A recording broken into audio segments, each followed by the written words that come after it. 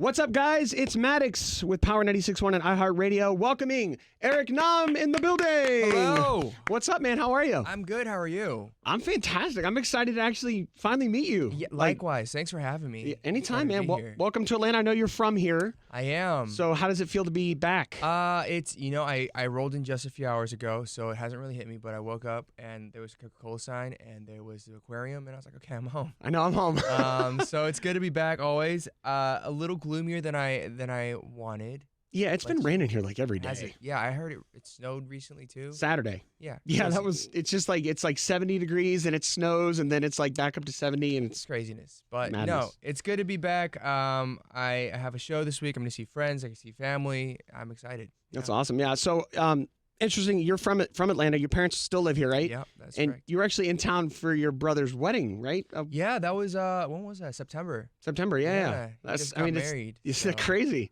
It's I can't believe it feels like forever ago. Yeah. But time flies. But it's always good to be home. It's weird. I was thinking about it when I was getting ready today. I was like, I guess I still consider Atlanta home. Yeah. Even though I haven't lived here for, like 14 years. But it still has that feeling, like got family. You just know when you're here, you just kind of feel it. Yeah. That's awesome. Well, congrats on all the success with the tour. Thank you so much. I mean, it's been blowing up. The Before We Begin World Tour, man. How does it feel? Like crazy moments? What's going on with it? Oh man, it's still kind of surreal to me. We're doing, 36 shows. We are probably going to be announcing more soon. Oh wow. So I wouldn't be surprised if we hit about 50 by the end of the year or so, 50 something. Okay, wow, that's amazing. That's you're like, woo. So time to get some Red Bull. Yeah. So it's going great. It's traveling and seeing fans and meeting fans and performing for them is truly a blessing, and it's something that I love to do. So to be able to do it as a career it's incredible. So you dropped your album back in November, right? Mm-hmm. And how long did it take you leading up to that to bang out the album and get the tour together and all that stuff? Probably a lot, right? Long time? Yeah, I mean, the album itself took quite a bit because, I write consistently throughout the year. Not recently, but for example, Congratulations, we had written in 2018, like January. Oh, wow. And then How Am I Doing, which was the last song to make it onto the album, was written in August or September of 2019. Okay. So all the songs, they kind of span like a big, expansive period of time. So I guess technically the preparation time took a while. The tour, we had been started to thinking about quite honestly, after the last U.S. tour in 2018, we're like, okay, when's the next time we can do this kind of thing? Because I love it, and it's just trying to plan things out years in advance. So you're already thinking about like what's next. Yeah, always. Like as we're doing this one, it's what's the next single? When's it gonna release? When's the next tour? It's all kind of in play. So you have the Congratulations. That's with Marky Basie, right? Yeah. And how did you guys? I've actually met him before. He's a really really cool dude. He's awesome. How did you guys kind of link up? He had a show in Seoul. Okay. This is 2018, probably in the summer. It was really hot. And I had just been a personal fan of his music. And I, in Korea, he was doing a show, and I just reached out to the promoter and to Mark, and I said, I'd love to come check out the show. We hung out. Hit it off, and then we kind of stayed in touch. And when we had Congratulations, originally it was just like me, but I was like, it'd be cool if we have like somebody new, like fresh on it. Sure. That a typical K-pop crowd may not be familiar with. And, yeah. We thought of Mark, and he heard it. He was like, absolutely, and he had it to us in a few days. He's like, I'm in. Let's go. Yeah. So thank you, Mark. He really, I think, gave it a different take from what it was originally. So, that's cool. That's what it's all about, man. I mean, working with unexpected, collaborations. Absolutely. It just happens. It's just kind of crazy the way the world works, Exactly. So you're on tour in the U.S. now, and Phoebe Ryan is part of. She's opening for you, right? Yeah, she's been opening for me since San Diego and through, I think, up until right before New York, and she's awesome. She's so cool. She's the best. She's hilarious. She has such an energy about her, and she's hilarious, and she's really good at bantering and just teasing me all night. And so it's been a pleasure getting to know her, and she's such a talented singer-songwriter. And so I feel like I'm learning from her, and I think the fans are loving her as well. So. Yeah, she's really cool. 'Cause she was actually here. I went to a showcase with her in Atlanta, and we followed each other on Instagram. Just kind of kept in touch, saying hey every once in a while. And I messaged her. I was like, "Oh my God, you're coming with Eric? That's so cool." And she's like, "Yeah, I'll be there." And She's awesome. She's really nice. She's so fun. So what's the craziest moment for you, like being on tour? Like any really like whoa moments? Not really. Like I think like I'm very, very nervous whenever I'm on tour. That's like the hardest part about being on tour is that I'm constantly kind of paranoid and nervous because I don't want to get sick. And so I don't do anything that'll like potentially take me off my game. Well, there's a lot of the sickness going around right now. Right. So obviously, like, I mean, so it's terrifying. I'm like washing my hands constantly. can we get this man some Purell, please? Yeah, I need some sanitizer. Lysol. Yeah. I'm a germaphobe too, so I can relate. I'm like a big germaphobe. Yeah. A lot of sanitizer, a lot of vitamins, a lot of health. Like I will like on a wild night. Yeah. I'll have like half a beer. Yeah. And I am living. Like I'm living. I'm like really letting it go, having half a beer. But it's really because I'm just so nervous. And so I haven't had anything crazy happen this tour. I guess maybe after flu season. Yeah, maybe after flu season I'll have a few drinks here and there. I think the craziest thing maybe was on the Asia leg. My fans kept sending us so much food. Yeah. Like so much food. I gained so much weight. The clothes that we had originally taken to the shows, I was like, they're barely fitting. What were they sending you? Like just really good Korean food? No, like in Thailand, they sent like 25 different types of foods and drinks. Wow. Like not 25 pieces or portions, like 25 types. But and so wow, it was crazy. Like Indonesia and like Malaysia, like in Thailand, they also like rented like a billboard with my face on it. Like it was kind of that's so cool. It was super cool. But those are probably like some of the wow, like that's amazing kind of stuff. But I think every night, every show is like a different memory, a different vibe, a different kind of story that I can tell down the road. So it's been really cool. It's going to be in your book when you write a book after the tour or something. You know what? It's going to be called After We've Begun or something. I don't know. After we've begun and started. That's awesome, man. So I mean, you said you're trying to be healthy, and it's hard because there's like it's flu season. I can't say that I blame you, but half a beer, we gotta like throw some soju in there, make some somek. I mean, we gotta. You trying to get me in trouble, dude? No. I don't want you to get sick. Just live a little bit more. Okay, maybe at the end of the tour. All right. Yeah, towards the end. We'll be good. I had the fellows of Epik High in here. I want to say it was about almost a year ago. And they were talking about how they make legendary like somek drinks. I mean, they are great at drinking. It's an art form. It is an art form. It is a craft. It is artisanal when Epik High does it. I feel like there's also probably like a beatbox and a rap that goes into it with it. I don't know. Wow. I could have made that up, but that's how highly I think of Epik High. But every time I haven't drank with them much, but whenever I do, I'm like, man, you guys can drink. Yeah, I can tell they get it in. I mean, I haven't had the chance to actually hang with them, but they're like, "You come to Korea, man, we're going out now." I'm like, "All right, let's do it." So what's the craziest food you've ever eaten? The craziest food I've ever eaten. Oh man, rat. Okay, wow, that's up there on the list. Have you had the live octopus? I have. That's interesting. I've had that. I personally like it. I think it's good. Like you don't eat it so much for like the flavor of it. It's like the sesame oil and like the salt and like freshness. That's what you're paying for, and like just the texture of chewing it. But it's the weirdest thing is definitely in Mongolia. I had field rat, and that was by far I would never do that. But never again. That's off the list. Yeah, no, I'm sorry. I always say I'll try anything once as long as it doesn't eat me first. Yeah. I don't know if I would go to I would not recommend it. Did not like it. The Eric Nam stamp of disapproval. Do not try the field mouse. Yeah. Not even if it's well done, guys. Not even if it's well done.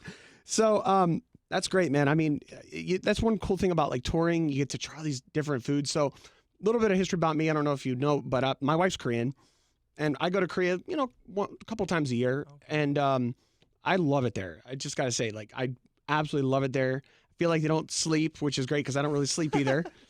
Everything is like always open. Things are always happening. That's true. I love like the food. I love the culture. I love the music. And I just kind of fell in love with it when I met my wife back in 2010. And she kind of turned me on to the whole K-pop thing. And I've just embraced it and kind of ran with it. That's so awesome.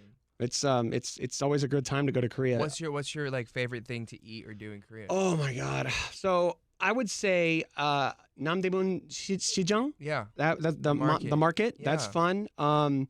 Going to eat just really fresh seafood, like in maybe Busan. Yeah. That's really good. So good. Like the fresh fish. You just buy it, take it up. And go to the seaside. Yeah. Just eat away, man. So good. I love the public transportation too, man. It's so Oh. fast. Pali pali. Yeah. Don't get me started on public services in the States because I've been here for about like 2 weeks and I'm having a nightmare. I'm like, what? Come on, America. Let's Yeah. get this right. Some of it'll drive you insane. It's like the richest country in the world. How is this not happening? And we don't have KTX. We don't have KTX. We don't have proper, efficient transportation, healthcare. I'm like, don't get me started. Oh my Let's gosh. go. I know it's Trying to get an appointment this week has been so cancellations and rebookings and yeah. Dude, I've spent like probably 5-6 hours on phones. I was like, I just need to see a doctor. Just need to see a how doctor. is this hard? Yeah. Crazy. I don't get it. It's one thing about Korea, man. It's definitely like it's there, it's efficient, They got it. and it just works. Yeah. So like I love also going. Have you tried what's it called? Cheonggukcheon? Yeah. You like that? Do you know what? That's an acquired taste. I do like it. I love it. I remember when I was a kid, I was like, what is that stench? Like, because it is not, if you don't know what it is the most pungent form of bean paste. Yeah, it's like right? fermented for forever. Ever. It's like it's zombie version of bean paste. Yeah. It's probably moving. Probably. Yeah. So that's probably why it smells so horrid. But yeah, it's good. It'll wake you up. Funny, yeah, it definitely will. Good probiotics though, so they Great say. probiotics. My wife actually cooked it for me in our apartment complex, and that was kind of probably a bad idea because I think it offended some of our neighbors. They were looking for like why it smells like dead stuff in our hallway. I still remember because my parents, they immigrated to Atlanta probably 35 years ago, and as immigrants living here, you're trying to get and have like ingredients from Korea or like the motherland. And this wasn't my parents, but he was saying like one of his friends, they were like making cheonggukjang bean paste on the balcony, right, of their apartment, and they just left it there, and they got reported because somebody thought there was a dead body there. That's what I'm saying. Like that's what people were looking for, like a dead body in our apartment. It was a dead body. It's not dead body. It's very smelly. It's good though. Paste. I love it. I love it. So what's the difference? Like, so you grew up in Atlanta, and you actually started out as a choir, right? You started with choir. You know what? I was part of the Atlanta boy choir in like 4th grade. And that's kind of, is that when you say your musical? No, I started, I think I started singing when I was like 2. Okay. Like my dad and my parents were like, you are always singing. Like I would memorize cassette tapes. If you don't know what a cassette tape is, look it up. Gotta Google it. Google Google image search, guys. I don't want to date myself too much, but and they, I would just memorize it from beginning to end, and then I started singing in church. I not like on stage or anything, but I just remember every Sunday I was so excited to go to church because I was able to sing, just like with everybody else. That's cool. And that's kind of like, those are like my earliest memories of singing. The boy choir, I personally did not really want to do. My parents were like, you're going to do this because it's going to be good for your future. Yeah. Like, oh, yeah, right. Okay. Sure. It was terrifying. Yeah. Like, and you have to go to like Italy too or something? Well, I did go to Italy on tour with the choir, but it was scary because like I was what, like 10 or 11? Yeah. And the conductor, he's like an incredible person. Like he's like knighted. He's won. Is he one of those scary conductors though? He was scary. Yeah. He was so scary, and he scared the crap out of me. Like he would just be like, if you're not on point, he's just yelling, throwing a bassoon out the window. He would have a pen, and he would like mark every beat by the pen, and every rehearsal there are exploded pens, just like ink everywhere, because he's just hitting the stand so hard. Like, wow, that's intense. That's a little but much. That's what gets you. He got Grammys. He has all these accolades, all these awards, like well deserved. But scary a little bit. It was as a 10-year-old, I was like, this is mortifying. This is terrifying. Jeez. I mean, I guess that kind of helps. With it was cool. Like I don't think I appreciated it that much at the time. I was so young. But Yeah. looking back at it, I was singing a solo in the Vatican. Well, that's pretty cool. I was singing a solo at St. Mark's in Venice. Like, not many kids are able to say that I got to do that. So not many people can put that on the resume. That's pretty yeah, cool. I don't think I even thought of that until a little while ago. But I was like, oh yeah, I did do that. Yeah. So what do you like? How old were you when you actually left Atlanta to go to Korea? I left Atlanta when I was 18 to go to college. So I went to Boston College. Okay. And then after college, so I was 22, I ended up in Korea. So what would you just were like, hey, I want to go to Korea and just explore music or culture or everything, or what was it? So I graduated BC. I was an international studies major. I had a job at Deloitte Consulting doing strategy and operations. I was signed away. Wow. And I was gonna start my job in New York in June, but I told them I would like to go to this job after I take a year off. Doing what? Take a break. Yeah. I don't know. So they said yes. I took a year off, and I went to India to do service work. And while I was there, a TV show in Korea found my YouTube videos. Like, hey, we'd love to fly you out to be a part of this audition program. And I promised myself that on this year off, if I ever got the chance to do music, I would do it. I'd pursue it because I'd never really had the opportunity to do so. So I took the chance, went to Korea, ended up in the top 5. And then I signed a record deal, quit my job, and now I'm here talking to you. And then exactly. Then they're like, so hey, the job's still open. Are you coming back to New York? That was a very scary thing to actually like fully quit. Because it's like when you're quitting, you're doing it. Like you're doing it. No going back. And like, as a college grad, you've worked your entire life to get this prestigious or whatever job. Yeah. And to throw that away or like say no to it, return the signing bonus and everything. It was terrifying. But were they mad? Were they like, they were not bro? mad. They weren't mad, but they were very encouraging of like, you know what, this is probably like the coolest thing that we've heard one of our people. And I'm not kidding. This is 2 months ago. I got an email from the principal and the partner at the firm. Oh, They're wow. Like, hey, hope you're doing well. We're flying through Korea. Just wanted to say hi. By the way, yours is still by far the coolest reason to not return to a company or whatever. So like, they're like, thank you for not coming back. We can tell this story forever. No, they're like so encouraging. So I invited them out to the concert in Boston, and I don't know if they can make it, but it's cool. Like life is kind of crazy, and I've been blessed, and I'm very thankful to be doing what I do. Well, man, I mean, obviously it paid off in a big way. I mean, not a lot of people have the courage to do that and like shake it up after you've like got a path set, and then you're like, well, you know what? I just went to school for like 1,000 years, but I think I'm going to do music now. That's pretty impressive. Yeah, it was, I'm lucky. Absolutely. I'm lucky. And it was not easy. It has not been easy, but it's super cool to be able to do. That's awesome, man. Big congratulations for everything. I mean, I'm excited. I'm going to be at the show on Thursday. Yes. I will be there yes. with my wife and a couple friends. I'm really excited to see the show. What's the biggest difference, would you say, touring like in America versus like Korea?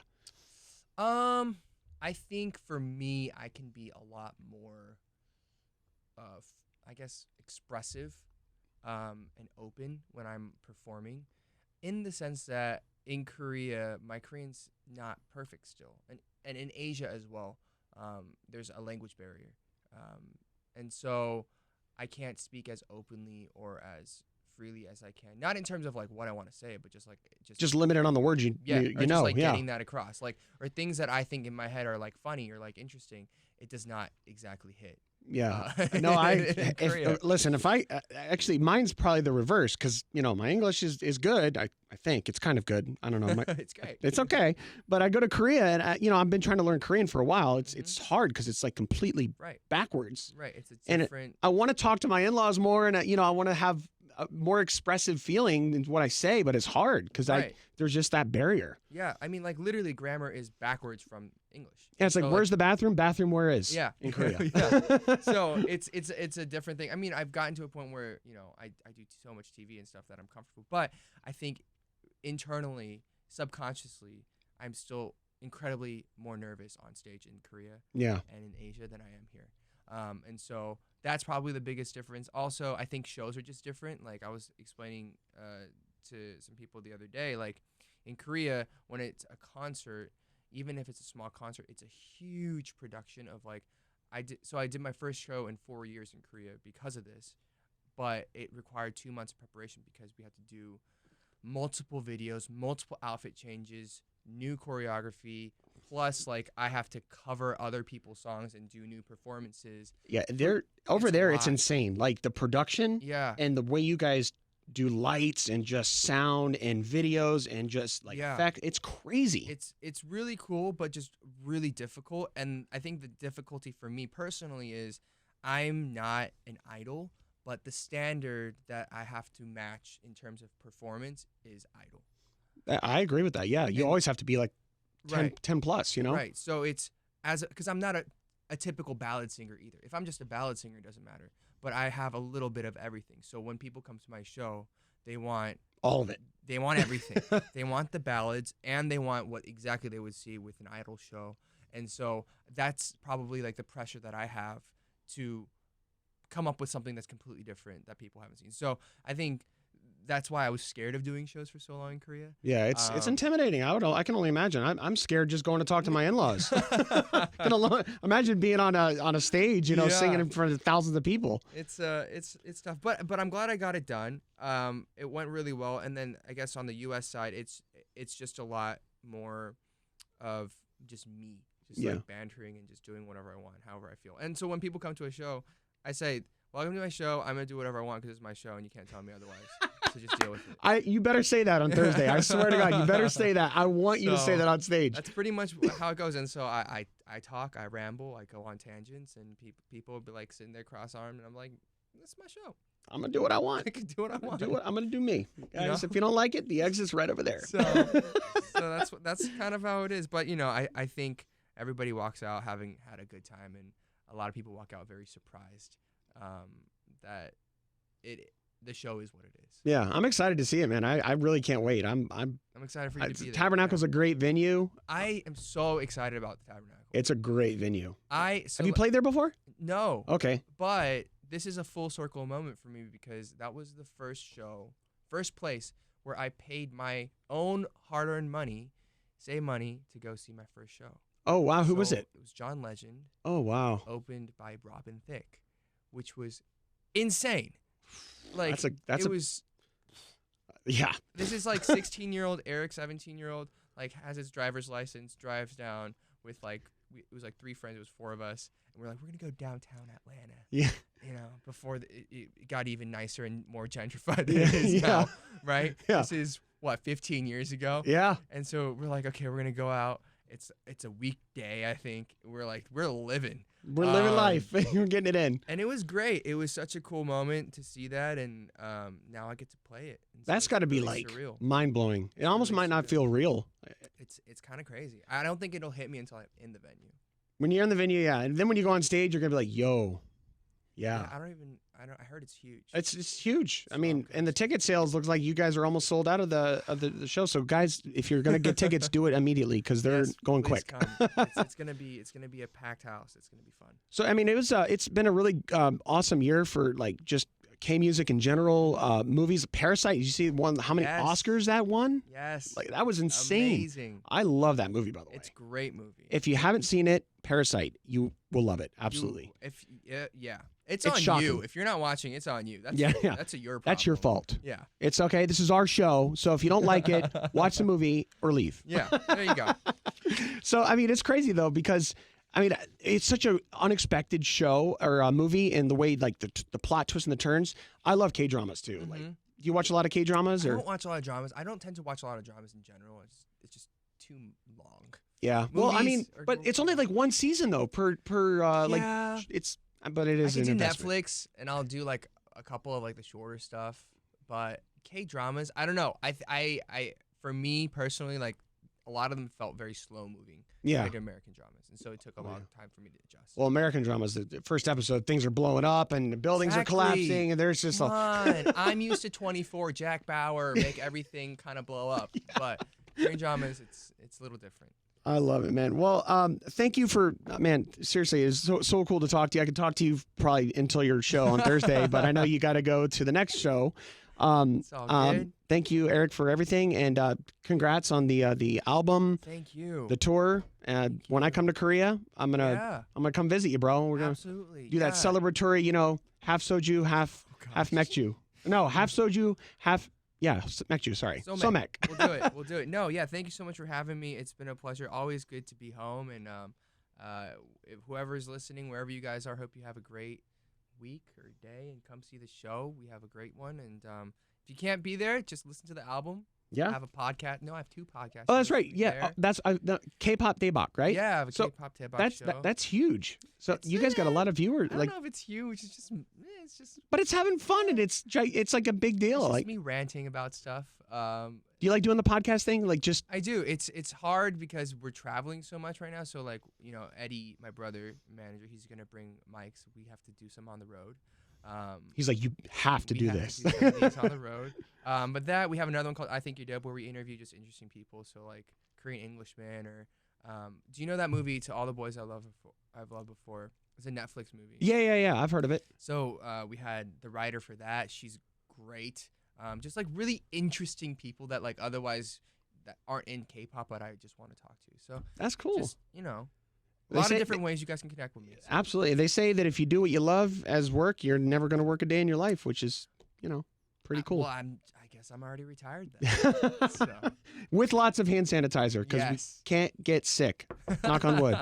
All right, man. Eric, thank you so much for stopping by. Everybody give it up for Eric Nam. Thanks so much. Have a great one, guys.